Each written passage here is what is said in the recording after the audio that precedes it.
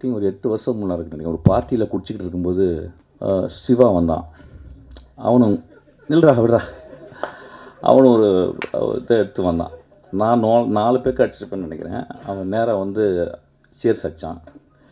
அடிச்சுட்டு, சார் நம்ம 2 பேரும் சேர்ந்து ஒரு காமெடி பண்ணலாமா சார் அப்படின்னா.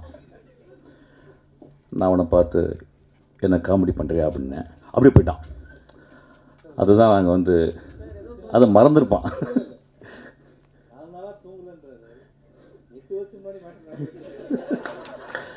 இல்லை நான் அந்த சினிமாவுக்கு வந்ததுலேருந்து தூங்கலடா, டோன்ட் வரி. நான் இப்போ போனாலும் தூங்க மாட்டேன், கவலைப்படாத. நான் நிறைய மேடைகள் வந்து என்னை வந்து சினிமா விழாக்களுக்கு வந்து கூப்பிட்றாங்க. தயவுசெய்து கூப்பிடாதீங்க. கூப்பிட்டிங்கன்னா ஒரு 5 லட்ச ரூபா கொடுத்தீங்கன்னா நல்லாயிருக்கும்.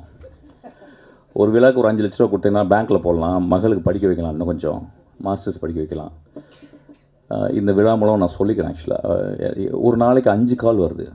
அதாவது அடுத்த மாதம் வர ரிலீஸ் ஆக போகிற ஃபங்க்ஷன், ஆடியோ ஃபங்க்ஷன், பட விழா, அப்புறம் அப்படிலாம் சொல்கிறாங்க. ஸோ இந்த விழா மூலிமா நான் சொல்லிடுறேன், தயவுசெய்து கூப்பிடாதீங்க. நிறைய வேலை இருக்குது எனக்கு.